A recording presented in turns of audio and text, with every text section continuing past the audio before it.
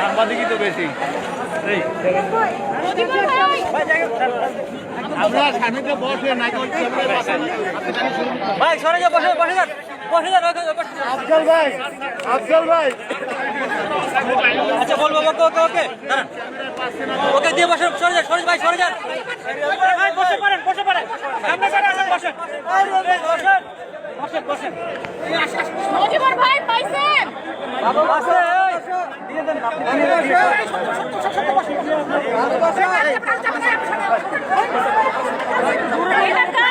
এটা খুলে গেছে এই বাংলা ভীষণ ভাই আস্তে আস্তে দেন জায়গা দেন আস্তে ওকে হোল জায়গা দেন পিছিয়ে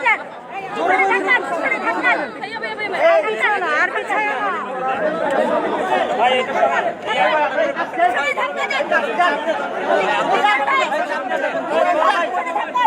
এই ভাই চাপটা ধরেন আপনি চাপটা আস্তে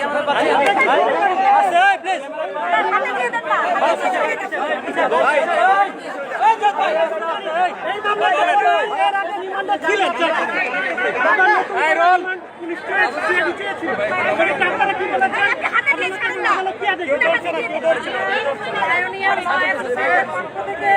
এই মামলায় এখন আজকে আমাদের মধ্যে আমাদের পায়োনিয়ার ল অ্যাসোসিয়েটসের চিফ কর্ণধার জনাব মুজিবুর রহমান সাহেব উপস্থিত আছেন। তিনি আজকে আমাদের মিডিয়ার সঙ্গে কথা বলবেন। বল প্লিজ সংক্ষেপে আমাদের সংবিধান প্রত্যেকটা নাগরিককে বিধান দিয়ে দিয়েছে। পরিমণিকে আইনি সহায়তা দেওয়া এবং তার পাওয়া এটা তার সাংবিধানিক অধিকার। আজকে যে ঘটনাটা ঘটেছে যে তাকে ইতিপূর্বে 4 দিনের রিমান্ডে নেওয়া হয়েছিল এবং তাকে যথেষ্ট জিজ্ঞাসাবাদ করা হয়েছে এবং সে আজকে পর্যন্ত তাকে ধৃত করার পর থেকে সর্বমোট 122 ঘন্টা সে পুলিশ কাস্টডিতে ছিল। তারপরেও তাদের জিজ্ঞাসাবাদ শেষ হয় নাই। বিজ্ঞ আদালত সেগুলি আমাদের বক্তব্য শুনেছেন। আমরা কোর্টকে বলেছি যে সে যেন ভারতের চন্দ্রবতীর মতো প্রতিহিংসার শিকার না হয়, সে যেন তার যে মেধা, তার যে একজন নায়িক হিসেবে তার যে উত্থান সেইটা যেন কোনোভাবে বিরস্ত না হয়, সেই জন্য আমাদের সামাজিক দায়বদ্ধতা থেকে তাকে রিমান্ডে না নেওয়ার জন্য আমরা আবেদন করি। এবং এই মামলায় যে অভিযোগ আনা হয়েছে এই অভিযোগের সাথে বারবার রিমান্ডে নেওয়ার জন্য কোনো প্রয়োজন নাই। এই মামলায় তার বিরুদ্ধে অভিযোগ আনা হয়েছে, তার কাছে মাদক পাওয়া গেছে, এইটা প্রস্তাবিত বিষয়, এটা বিচারের বিষয়। তার আগেই তার বিচার করতে পারে না, তার আগেই তার বিচার হতে পারে না। তাকে অযথা বারবার রিমান্ডে নেওয়া হয়েছে এবং আজকেও বিজ্ঞ আদালত সন্তুষ্টে 2 দিন রিমান্ড মঞ্জুর করেছেন। আদালত মনে করেছেন তাই করেছেন। আমাদের বক্তব্য হলো রিমান্ডে না গেলে ভালো হতো এবং রিমান্ডে নেওয়ার কোনো যৌক্তিকতা উনি কাঠগড়ায় কান্নায় ভেঙে পড়েছেন। আমি যখন কোর্টে সাবমিশন রাখছিলাম তখন আমি বাংলাদেশের চলচ্চিত্রের ইতিহাস বলেছি, ললিতার ইতিহাস বলেছি, আমি চন্দ্রাবতীর ইতিহাস বলেছি, আমাদের যে সমাজ ব্যবস্থা কিভাবে চলচ্চিত্র অঙ্গনে আসছে এইগুলি বলায় উনি যে আবেগ আপ্লুত হয়ে কান্নাকাটি করছেন এবং তার বিরুদ্ধে যে অমানবিক নির্যাতন হচ্ছে সেই নির্যাতনের জন্য কান্নাকাটি করছেন। উনি কিছু বলেছেন আপনাদের আজকে? উনি আমাকে সরাসরি কিছু বলে নাই, উনি শুধু কান্নাকাটি করেছে এবং উনি ন্যায় বিচার চেয়েছে। মানুষকে বলেছে মানুষ যেন তাকে ন্যায় বিচারের জন্য তাকে দেখে। পরিমণির ড্রেস নিয়ে আপনাদের দুই পক্ষের মধ্যে বাতচিত হয়েছে, কি বাতচিত হয়েছে পরিমণির ড্রেস নিয়ে? সরকার পক্ষ বলতে চায় যে তাকে আরো রিমান্ডে নেওয়ার প্রয়োজন আছে। আমি সরকার পক্ষকে প্রশ্ন করেছিলাম যে কোন কারণে তাকে আবার রিমান্ডে নেওয়ার যৌক্তিকতা আছে, সেইটা তারা ব্যাখ্যা করতে পারে না বলে আমি মনে করি। এবং আমাদের কাছে যে দরখাস্ত দিয়েছে কোর্টে যে তাকে রিমান্ডে নেওয়ার জন্য দরখাস্ত, সেই দরখাস্তের কপিটাও আমরা আজকে ঠিক মতো নিতে পারি না, যার জন্য আমরা আমাদের মামলাটা ভালোভাবে ফেসও করতে পারি না।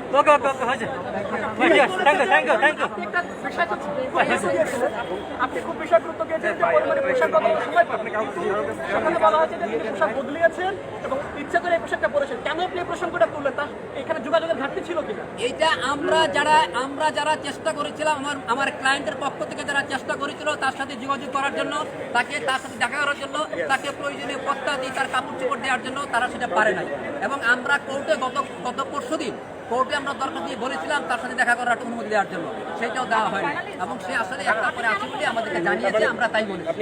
তার নানা এসেছিল আজকে, তার নানা এসেছিল, আমরা জানতে পারছি তার নানা। বিচার পাইলো কি পাইলো না এটা বিচারের ব্যাপার, কিন্তু এই মুহূর্তে আমি বলতে পারবো না যে সে ন্যায় বিচার পায় না।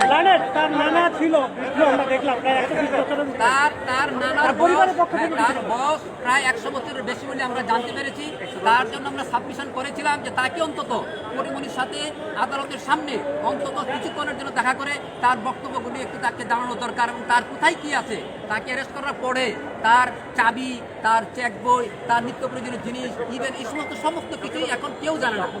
তাকে প্রোটেকশন, তাকে তার বাসায় কোথায় কি আছে এবং তার কোথায় কি আছে এগুলি আইনজীবীকে অ্যাসিস্ট করার জন্য যে সমস্ত কাগজের প্রয়োজন এইগুলো তারা দিতে পারতেছে না। এই জন্য সে দেখা করতে চেয়েছিল, কিন্তু আদালত সেটা নামঞ্জুর করে বলেছেন যে সেটা আদালতে আমলি আদালতে যাওয়ার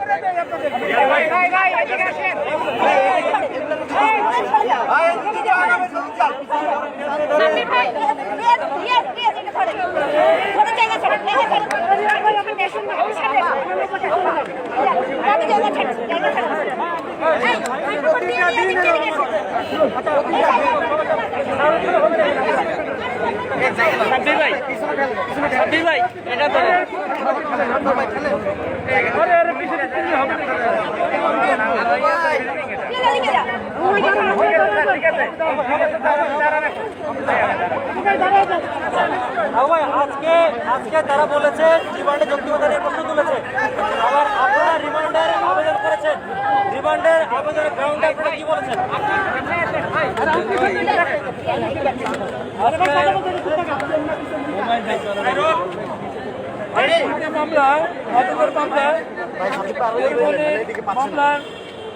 যে মাদকের মামলা ছিল সেই মামলা আজকে রিমান্ড শেষে আদালতে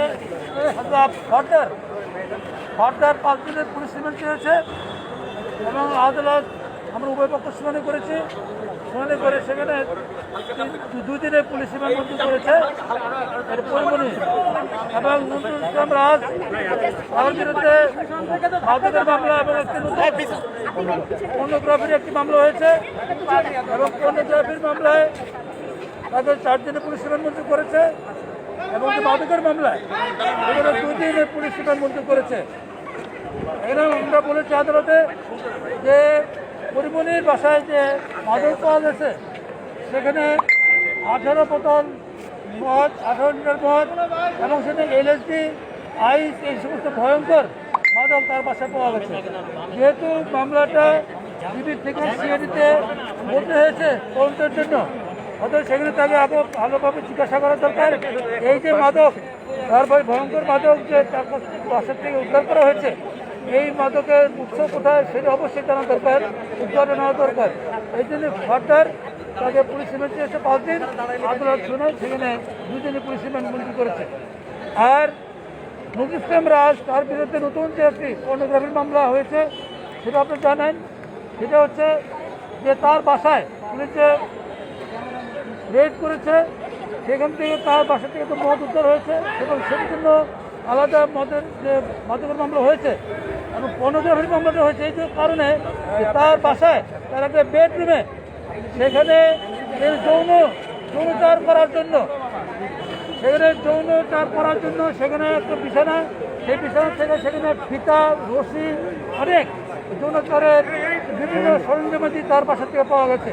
এই জন্য এই তার বিরুদ্ধে এই যে ফটোগ্রাফির মামলা হয়েছে। এখন যে জিনিসগুলো আমি বললাম, এই যৌনচার করার জন্য সেখানে উৎপাদন, সরবরাহ এবং তাদের ভিডিও যদি মোবাইল উদ্ধার হয়েছে, সেই মোবাইলের ভিডিও ক্লিপে সেগুলি আছে। অর্থাৎ এখানে এই ঘটনার সাথে আরও কারা কারা সম্পৃক্ত আছে এবং সহযোগী আসামি তাদেরও গ্রেপ্তার করা প্রয়োজন, তাদেরকেও এই মামলা আইনে আমল আনা দরকার। এই জন্য তাকে পুলিশ রিমান্ড দিয়েছে 7 দিন এবং আদালত 4 দিনের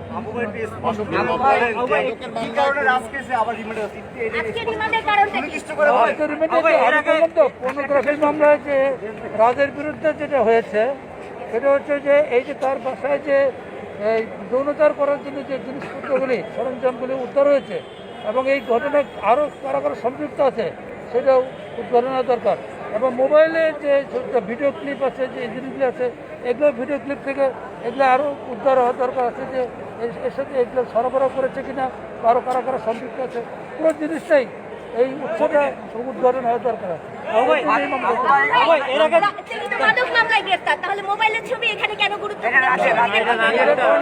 আমি পর্নোগ্রাফির কথা বলছি।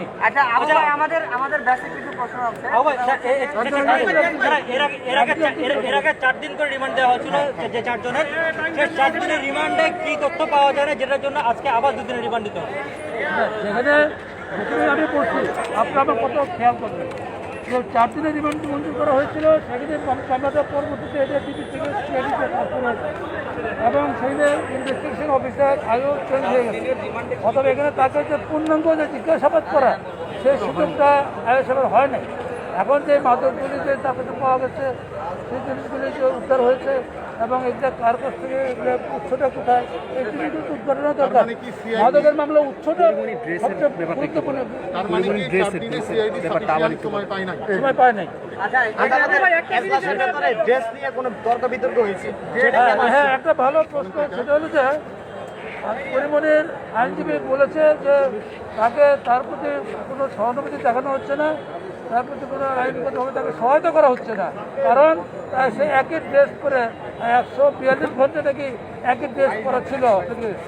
এটা আমি ক্লিয়ার করেছি আদালতে, যেটা সেটা হলো যে তার অন্যান্য সহযোগীরা তারা কিন্তু কাপড় চেঞ্জ করে আসছে এবং সে ইচ্ছাকৃতভাবে সে একই কাপড় বারবার করে আসছে আদালতের দৃষ্টি আকর্ষণ করার জন্য।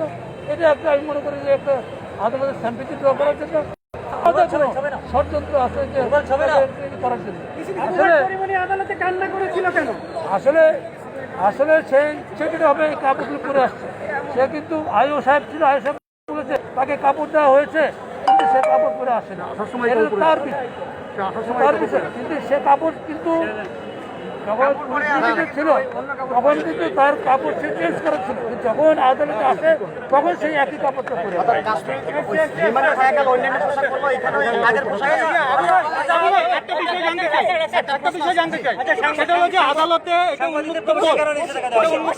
এখানে সাংবাদিকদের প্রবেশ করা নিয়ে কি কোনো বিধিনিষেধ কি দেওয়া হচ্ছে কিনা?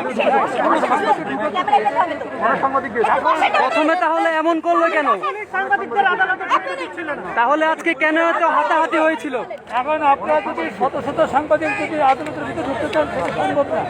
কারণ এখানে আমাদের যেহেতু করোনার সময়, এখন আমাদের সামাজিক দূরত্ব বজায় রাখতে হবে, বিধিনিষেধ মেনে চলতে হবে। অথবা এখানে আমাদের আইনজীবীরাও কিন্তু অনেকে ঢুকতে পারে নাই। আপনারা সাংবাদিকরা কিন্তু বাইরে এসে আপনাদের সাক্ষাৎকার দিচ্ছি, আমরা ঢুকতেও চাই না। ওপেন কোর্টে এখানে 2 পক্ষ, রাষ্ট্রপক্ষ, আসামি পক্ষ সব আইনজীবীদের উপস্থিতিতেই কিন্তু শুনানি। আদালতে কিন্তু প্রবেশের নিয়ম কিন্তু এখনো বাধা নাই। আদালতে কিন্তু প্রবেশ করতে পারতেছে সাংবাদিকরা। অনেক সাংবাদিক কিন্তু ঢুকেছে। কেউ ঢুকেনি, পরবর্তীতে আদালতে কিন্তু সাংবাদিকরা ঢুকতে পারে, এখানে কেন ঢুকতে পারে না? এখন আপনি কি কোনো নির্দেশনা দিচ্ছেন কিনা? আমি বলতে চাচ্ছি আপনি কোনো নির্দেশনা দিচ্ছেন কিনা সাংবাদিকরা ঢুকতে পারবে না? এর আগেও হয়েছে তাহলে এই ব্যাপারে আপনার আইনশৃঙ্খলা বাহিনীর আইনশৃঙ্খলা বাহিনীর বিষয় তারা এখানে সরকারি যে নিয়ম নীতি আছে যে বিধিনিষেধ আছে তারা আদালতে প্রবেশের ব্যাপারে আইন শৃঙ্খলা রক্ষাকারী বাহিনী বাধা দিতে পারবে না। আদালতে তারা বাধা দিতে পারবে না তো, এটা তো আদালতের ব্যাপার। এটা আপনি অভিভাবক হিসেবে আপনার বক্তব্যটা বলেন। বিষয়ে আপনি উচ্চতর কর্তৃপক্ষের সাথে আপনি আলোচনা করেন, তারা যদি এরাও করেন আমার কোনো অসুবিধা নেই। আমার হাতে মনে হয় আমরা উদ্যোগ কিন্তু এখানে তো সর্বোচ্চ অথরিটি আপনি, এখানকার সর্বোচ্চ আমাদের জন্য অথরিটি আপনি।